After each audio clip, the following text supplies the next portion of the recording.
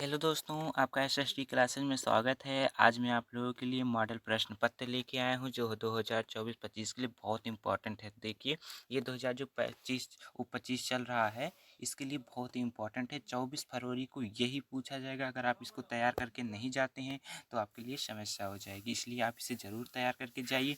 तो यहाँ पर मैं आप लोगों को पूरे सॉल्यूशन के साथ हल कराऊँगा पेपर। तो देखिए, पूर्णांक कितने नंबर का है? 70 नंबर का है। ठीक है, पूर्णांक 70 नंबर का है।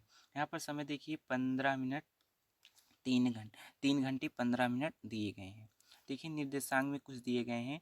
नंबर 1 है कि प्रारंभ से देखिए 15 मिनट परीक्षार्थियों को प्रश्न पत्र पढ़ने के लिए निर्धारित है। ठीक है, ऐसे ऐसे ये दिए गए हैं। तो आ जाते हैं बहुविकल्पीय प्रश्न पे। तो यहाँ पर देखिए, बहुविकल्पीय प्रश्न में बाबू गुलाब राय किस युग के लेखक हैं? तो कमेंट बॉक्स में जल्दी से आप लोग बताइए। बाबू गुलाब राय, देखिए option A Bharatendu, option B है कि द्विवेदी युग, ऑप्शन सी है शुक्ल युग, की ऑप्शन डी है शुक्लोत्तर युग। तो जल्दी से बताइए कि बाबू गुलाब राय किस युग के लेखक हैं। तो देखिए, जल्दी से बताइए आप। इसका सही ऑप्शन क्या हो जाएगा? द्विवेदी युग के हैं। ठीक है, ऑप्शन बी सही हो जाएगा। बाबू गुलाब राय द्विवेदी युग के लेखक हैं।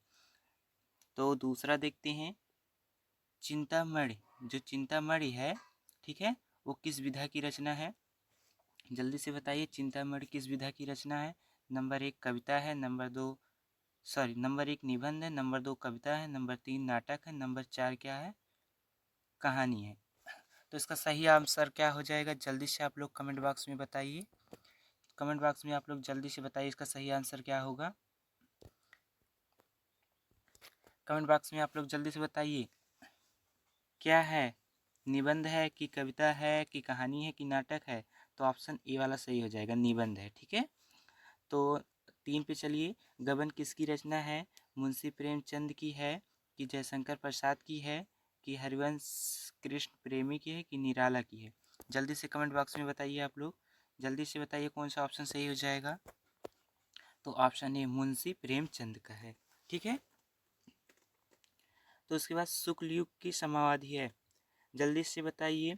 नंबर 1 है 1936 से 1943 तक, नंबर बी है कि 1919 से 1938 तक, नंबर सी है 1900 से 1918 तक, और नंबर डी है उपरोक्त में से कोई नहीं। तो इसका करेक्ट आंसर क्या हो जाएगा? कमेंट बॉक्स में जल्दी से बताइए। बी वाला 1919 से 1938 ईस्वी तक, ये वाला आपका आंसर सही हो जाएगा। ठीक है, आगे का चलिए देखते हैं। तो यहाँ पर देखिए, नीर का निर्माण फिर किस विधा की रचना है? जल्दी से आप लोग बताइए, नीर का जो निर्माण है किस विधा की रचना है? जीवनी है कि आत्मकथा है कि साक्षात्कार है कि रेखा चित्र है कि हाँ? तो कौन सा ऑप्शन सही होगा? इसका सही ऑप्शन क्या हो जाएगा? आत्मकथा है। ठीक है, ऑप्शन बी वाला सही हो जाएगा। और ये ऑप्शन ए, ऑप्शन सी गलत हो जाएगा, ऑप्शन डी गलत हो जाएगा। ठीक है, तो चलिए बताइए, प्रिय प्रवास किसकी रचना है? प्रिय प्रवास किसकी रचना है? यहाँ पर देखिए, सॉरी, प्रिय प्रवास किस युग की रचना है? हाँ, रचना है।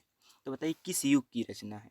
तो पहले आप कमेंट बॉक्स में बताएंगे प्रिय प्रवास किसकी रचना है, उसके बाद बताएंगे प्रिय प्रवास किस युग की रचना है। ठीक है, तब बताइएगा। नंबर 1 द्विवेदी युग, नंबर बी भारतेंदु युग, नंबर 3 प्रगतिवादी युग, नंबर 4 छायावादी युग। तो इसका सही ऑप्शन क्या हो जाएगा? जल्दी से बताइए कमेंट बॉक्स में। जल्दी से देखते हैं कौन कौन पेपर को लेके सीरियस से तैयार है। ऑप्शन ए द्विवेदी युग। ठीक है, ऑप्शन ए वाला सही हो जाएगा। मधुशाला किसकी रचना है? तो जल्दी से बताइए, मधुशाला किसकी रचना है? मधुशाला किसकी रचना है? जल्दी से बताइए। रामधारी सिंह दिनकर की, हरिवंश राय बच्चन की हरिऔध की कि सुमित्रा नंदन पंत की? तो ये सही ऑप्शन सी वाला हो जाएगा। ठीक है, हरिवंश राय बच्चन के ऑप्शन सही हो जाएगा। तो चलिए देखते हैं 8 वाला क्वेश्चन, जो भारत भारती किसकी रचना है? भारत भारती किसकी रचना है? सिया राम की है, सिया राम शरण गुप्त की है, मैथिली शरण गुप्त की है कि जयशंकर प्रसाद की है कि महादेवी वर्मा की है? तो आप कमेंट बॉक्स में मुझे जल्दी से बताइए किसकी रचना है। कमेंट बॉक्स में मुझे बताइए किसकी रचना है ये। जल्दी से बताइए कमेंट बॉक्स में किसकी रचना है। तो ये हो जाएगा मैथिली शरण गुप्त का ऑप्शन, ठीक है, ये वाला ऑप्शन सही हो जाएगा। तो यहाँ पर आ जाते हैं और क्वेश्चन चलते हैं, देखते हैं। आधुनिक काल कब से कब तक है? तो जल्दी से आप लोग बताइए कमेंट बॉक्स में, आधुनिक काल कब से कब तक है? आधुनिक काल कब से कब तक है? जल्दी से बताइए। ऑप्शन ए सन 1843 से, ऑप्शन बी है जो वो 1643 ईस्वी से 1843 ईस्वी तक, सन सी है 1928 1936, ऑप्शन डी है 1936 से 1943। तो ऑप्शन बी वाला सही हो जाएगा, ठीक है, बी वाला ऑप्शन 1643 से 1843 ईस्वी तक, ठीक है। मतीराम किस युग के कवि हैं? आधुनिक के काल के, कि आदिकाल के, भक्ति काल के, कि रीति काल के? बताइए मतीराम किस युग के कवि हैं? जो मतीराम है वो किस युग के कवि हैं? जल्दी से आप लोग कमेंट बॉक्स में बताइए। जो लोग डी वाला बताएं उनका सही हो जाएगा, रीति काल के हैं, ठीक है, ये वाला ऑप्शन सही हो जाएगा। तो हास्य रस का स्थायी भाव है, देखिए हास्य से, देखिए हास्य, ये एक ट्रिक है इससे तैयार, हास्य से हास्य, तो ऑप्शन कौन सा? सी वाला सही हो जाएगा, ठीक है। तो सोहत ओढ़े पीठ पर श्याम सलोनी गात, मनो नील मरसैल पर आपतः पर्यो प्रकाश। जब भी मनो, जन, मानो ये सब मिल जाए तो कौन सा अलंकार होता है? इसको आप ट्रिक में याद कर रहिए, भूलिए, उत्प्रेक्षा अलंकार। जब भी जन, जन, मानो ये सब मिल जाए तो उत्प्रेक्षा अलंकार होता है। अगर आपको अलंकार की वीडियो चाहिए ट्रिक से तो आप कमेंट बॉक्स में करिए, उसका भी वीडियो में बना के आपके पास सेंड कर दूंगा, ठीक है। अभी तक चैनल को सब्सक्राइब नहीं किए हैं तो चैनल को सब्सक्राइब कर लीजिए, और वीडियो को लाइक नहीं किए तो वीडियो को लाइक कर दीजिए, और जितना हो सके उतना शेयर कर दीजिए ताकि और दोस्तों के पास पहुँचे और मेरा उत्साह और बढ़े, ताकि मैं आप लोगों को हर एक टॉपिक अच्छे से क्लियर कर दूँ, पेपर में कहीं भी थोड़ा सा भी समस्या ना आए। चलिए देखते हैं, रोला छंद जो है उसमें कुल कितने चरण होते हैं? रोला छंद में 3 2 4 5, तो रोला छंद में कितने चरण होते हैं? ऑप्शन सी हो जाएगा सही, 4 चरण होते हैं, ठीक है। आकर्षण शब्द में किस उपसर्ग का प्रयोग किया गया है? वी, मान, अक या आप? तो देखिए आकर्षण में क्या होगा? अक तो होगा नहीं क्योंकि पहले बड़ा अक मात्रा है, वी तो होगा नहीं, मान तो होगा नहीं, उपसर्ग मतलब पहले होता है। तो देखिए आ प्लस आकर्षण, आ प्लस आकर्षण, तो डी वाला ऑप्शन आपका सही हो जाएगा। और देखिए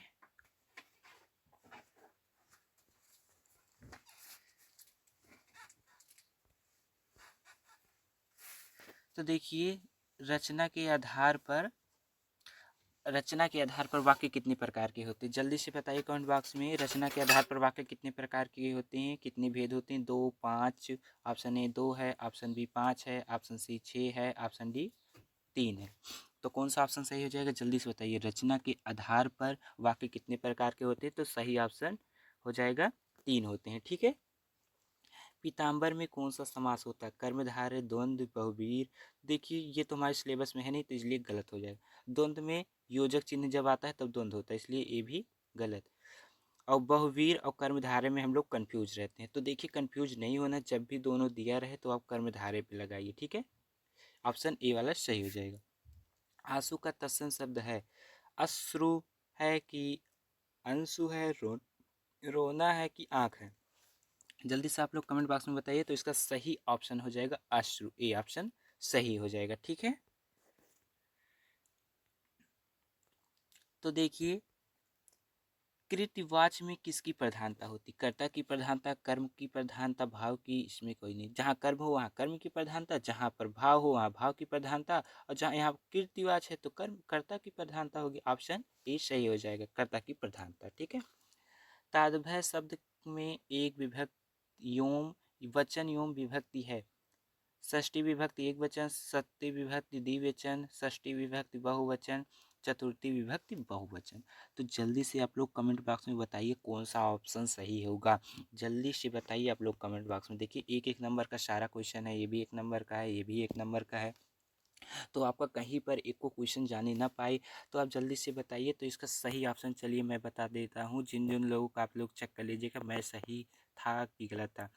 देखिए चतुर्थी विभक्ति बहुवचन हो जाएगा। निम्नलिखित में से सर्वनाम है, मनुष्य, बचपन, इनमें से कोई नहीं। वाह। तो सबसे पहले हम जानते हैं सर्वनाम किसे कहते हैं, जो नाउन के स्थान पे प्रयोग किए जाते हैं। नाउन किसे कहते हैं, किसी विशेष व्यक्ति, नाम, वस्तु जो होता है उसे नाउन कहते हैं। तो उसी के स्थान पे ही, दे, वे, वी, हम, ये सब जब आ जाए तो क्या हो जाता है, सर्वनाम हो जाता है, यानी ऑप्शन सी सही हो जाएगा। ठीक है, आपका यहाँ से 20 में से 20 नंबर कंप्लीट हो गया, आप 20 में से 20 नंबर पा गए। अब इसके बाद आपको चलिए और मैं पेपर का और दिखा देता हूँ उसमें क्या है, वर्णनात्मक प्रश्न खंड बा में। ठीक है, तो चलिए देखिए, वर्णनात्मक खंड बा में निम्नलिखित जो देखिए, निम्नलिखित गद्यांश से आधारित 3 प्रश्नों के उत्तर दीजिए। ठीक है, कहा गया है यह कोई बात नहीं है, यह कोई बात नहीं है कि रुचि समान लोगों की समान मित्रता हो सकती है। ठीक है, ये कह रहा है समाज में विभिन्नता देखकर लोग एक दूसरे की ओर आकर्षित होते हैं। यहाँ पर देखिए आप लोग, लोगों से ही मित्रता हो सकती है। मित्रता कौन लिखा है, आचार्य रामचंद्र शुक्ल, पहले चैप्टर से लिया गया है। ये आप पहचान गए तो आपको गद्यांश लिख देंगे, प्रस्तुत पद्यांश पठिक पाठ पुस्तक हिंदी के काव्य, हिंदी के काव्य खंड गद्य खंड से मित्रता नामक से लिया गया है, जिसके लेखक कौन है, आचार्य रामचंद्र शुक्ल हैं। तो आपको 2 नंबर मिल जाते हैं। अब देखिए गद्यांश जो दिया गया है उसकी जो रेखांकित किया गया है, जो 2 लाइन में देखिए, एक लाइन यहाँ से यहाँ तक जो रेखांकित किया गया है, अगर उसका व्याख्या आप कर देते हैं तो आपको 2 नंबर मिल जाएगा। हाँ, पूरा व्याख्या मत कीजिएगा, जितना कहेगा उतना करिएगा, नहीं तो उससे आपका टाइम वेस्ट होगा और हिंदी में लिखना ज़्यादा रहता है। आप जितना हो सके उतनी कॉपी भरिए। ठीक है, आपको नंबर उतना ही मिलेगा अगर पूरा लिखते हैं, इसलिए हम लोग पूरा नहीं लिखना है। तो ये हुआ लेखन के अनुसार समाज में विभिन्नता को देखकर लोग एक दूसरे को क्यों आकर्षित हो रहे हैं, इसको बताना है। ठीक है, उसके बाद देखिए, अगर वो नहीं आ रहा तो अथवा दिया है, तो इसको देख ली, हे भगवान तब के लिए विपत के लिए इस आयोजन परिमात परम पिता की इच्छा के अनुसार वृद्ध होगा साहस पिताजी, क्या भीख ना मिलेगी। तो ये किसने कहा है, ये किस चैप्टर से लिया गया, ममता चैप्टर से लिया। इसके लेखक कौन है, जयशंकर प्रसाद। तो आप पहचान गए, 2 नंबर आपका इसमें मिल गया। ठीक है, आपको 2 नंबर इसमें मिल गया, गद्यांश की व्याख्या कर दिए, 2 नंबर इसमें मिल गया, और ममता द्वारा किस कार्य को ईश्वर की इच्छा के विरुद्ध माना गया, 2 नंबर इसका मिल गया, आप लिख दिए। तो आपको टोटल 6 नंबर मिल गए इसमें। ठीक है, और फिर उसके बाद देखिए, यहाँ पर दिए गया है दूसरा प्रश्न है, दिए गए गद्यांश पर आधारित 3 प्रश्नों का उत्तर दीजिए। चरण कमल बंधो हरिराई, जाकी कृपया से पंगु गिर लंघो, अंधे सो सब कुछ दर्शाई, बहिरो सुने गूगो पिन बोले, रंग चले सिर छत्र धराई, सूर्यदास स्वामी करुणामय, बार बार बंधो ति पाई। तो सूरदास जी आ गए, तो सूरदास के लिया गया है पद से। ठीक है, पहला चैप्टर ही है, अगर आप इसको पहचान गए तो 2 नंबर इसमें मिल जाएगा। उसके बाद रेखांकित इसका व्याख्या किए, 2 नंबर इसमें। उसके बाद उपयुक्त पंक्ति में कौन सा अलंकार है, तो योजक आ गया, तो कौन सा आप लगाएंगे, अनुप्रास लगा दीजिए। ठीक है, अनुप्रास अलंकार, तो आपको मिल गया 6 नंबर। अगर ये नहीं आ रहा है तो देखिए ऑप्शन अथवा यहाँ पर दिया गया है। ठीक है, अथवा यहाँ पर दिया गया है, तो ये अलल की सुनि सुनि सुंदर वैन सुधार शसाने सयानी है जानकी जानी भली, तिरछे करि नयन तिन्हें समुझ। ये देखिए वन पथ से लिया गया है। ठीक है, वन पथ से, जब सीता जी और रामचंद्र जी वन में जा रहे थे, ठीक है, वन में जा रहे थे, तो गांव की स्त्रियां जब देखती हैं तो सीता जी से पूछती हैं, ये सांवले से सुंदर से कौन है आपके। तो पहले के ज़माने में पत्नी अपनी पति का नाम नहीं लेती हैं, तो वही सीता जी क्या करती हैं, मुस्कुरा के, ऐसे आँख से मुस्कुरा के सनकार के बता देती हैं कि वो मेरे ही पति हैं, और वहाँ से वो चली जाती हैं। इसमें यही दिया गया है अर्थ में। ठीक है, आप इसका भी पहचान दें, ये लिख दिए, 2 नंबर पा गए, व्याख्या कर दिए 2 नंबर, कौन सा अलंकार है इसको बता दिए तो आप 2 नंबर पा गए। तो ठीक है,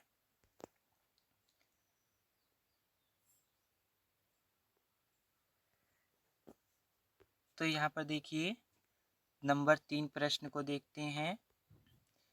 दिए गए संस्कृत गद्यांश में किसी एक का संदर्भ की व्याख्या करना है। ऐसा नगरी भारतीय संस्कृत भाषायां केंद्रस्थलम अस्ति। यह नगरी भारतीय संस्कृत का भाषा का केंद्र स्थल है। तो देखिए पहले ही चैप्टर से वाराणसी लिया गया है। अगर आप इसे बता सकते हैं तो आपको क्या इसका अर्थ लिख देंगे, 5 नंबर आपको मिल जाएंगे। ठीक है, पहला तो आप लिखिएगा किस चैप्टर से लिया गया है, ये आप बता दीजिएगा। 2 नंबर उसमें मिलेगा और 3 नंबर व्याख्या करने पे मिलेगा। 5 नंबर आपका कंप्लीट हो जाता है। अगर ये नहीं आता तो ये वाला अथवा दिया गया है, आप इसको कर लीजिएगा। मानव जीवन संस्करण संस्कृत, मानव का जीवन संवारना ही संस्कृत है। किससे, इसको अगर ये आप लिख देते हैं तो आपको इस ये नहीं आता तो ये वाला लिख दीजिए, ये लिख देंगे, इसमें भी 5 नंबर आपको मिल जाएगा। तो देखिए मानव हित्वा प्रियो भवति क्रोधा हित्वा न सोचति काम हित्वाम भवति लोभम हित्वा सुखी भवेत। तो देखिए यहाँ पर चौथा प्रश्न दिया गया है जो ही पद्यांश का भी एक लिखना है। ठीक है, पद्यांश का भी एक लिखना है। तो ये नहीं आ रहा है तो सर्वे भवन्तु सुखिनः सर्वे सन्तु निर्भयाः सर्वे भद्राणि पश्यन्तु मा कश्चित् दुःख भाग्यं भवेत्। तो ये आप लिख देते हैं तो आपको मिल जाएंगे कितने नंबर, 5 नंबर। पहले तो पहचानेंगे कौन सा चैप्टर है, 2 नंबर उसके मिलेंगे और उसके बाद इसकी व्याख्या कर देंगे तो 3 नंबर उसके 3 2 5 नंबर मिल जाएंगे। अब देखिए यहाँ पर आता है अपने पठित काव्य खंड के आधार पर निम्नलिखित प्रश्नों को में से एक से उत्तर दीजिए। तो यूपी में क्या चलता है, यूपी में क्या चलता है, जय सुभाष खंड ना, उसी का आप लिख दीजिएगा। ठीक है, जय सुभाष खंड का आप लिख दीजिएगा, आपको इसमें पढ़ना नहीं है। तो देखिए कितने नंबर का है, 3 नंबर का है। तो आप हेडिंग सहित लिखिएगा, 4-5 हेडिंग लिख दीजिएगा तो आपको 3 नंबर मिल जाएंगे, 4-5 हेडिंग लिखेंगे तो। ठीक है, और तो फिर 6वां प्रश्न देखिए दिया गया है, दिए गए लेखकों में से किन्हीं एक का जीवन परिचय देते हुए इनकी प्रमुख रचनाओं का उल्लेख कीजिए। डॉक्टर राजेंद्र प्रसाद, जयशंकर प्रसाद, आचार्य रामचंद्र शुक्ल। तो देखिए मैंने 2 का टिक लगवाया था, एक डॉक्टर राजेंद्र प्रसाद, एक आचार्य रामचंद्र शुक्ल, दोनों इसमें मिला है, पेपर में भी मिल जाएगा, ये 2 याद कर लीजिएगा। ठीक है, तो आगे का चलिए देखते हैं।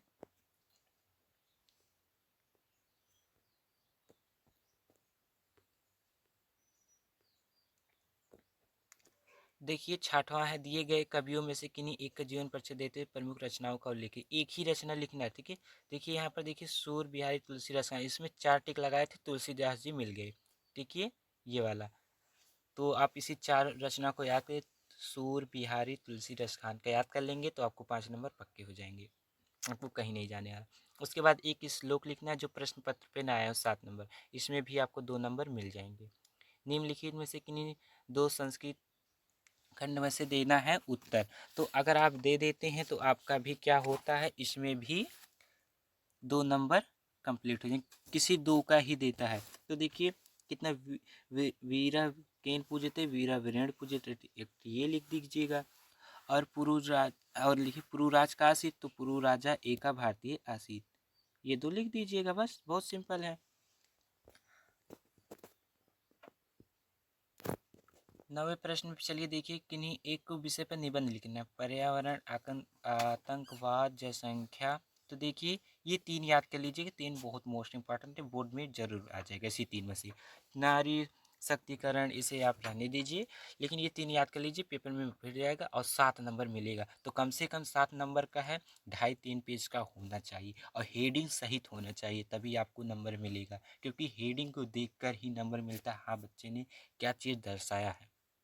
ठीक है, उसके बाद देखिए अपनी विशेष रुचियों का उल्लेख करते हुए अपने मित्र पर एक वो लिखना है, पत्र लेखन, ये 4 नंबर के हैं। ठीक है, उत्तर मध्य रेलवे को एक शिकायती पत्र लिखना है जिसमें टिकट निरीक्षक द्वारा किए गए अभद्र व्यवहार को उल्लेख करना है। तो ये 10वां में कर देते हैं, इसमें भी 4 नंबर मिले, चाहिए करिए, चाहिए अथवा दिया गया है। अगर आपको इसका वीडियो अलग से चाहिए तो कमेंट बॉक्स में बताइए, मैं आपके लिए लाऊंगा। अभी तक चैनल को सब्सक्राइब नहीं किए हैं तो चैनल को सब्सक्राइब कर लीजिए, सब्सक्राइब कर लीजिए। वीडियो को लाइक नहीं किए तो वीडियो को लाइक कर दीजिए और वीडियो जितना हो सके उतना शेयर कर दीजिए। अगले वीडियो में फिर मिलते हैं, धन्यवाद।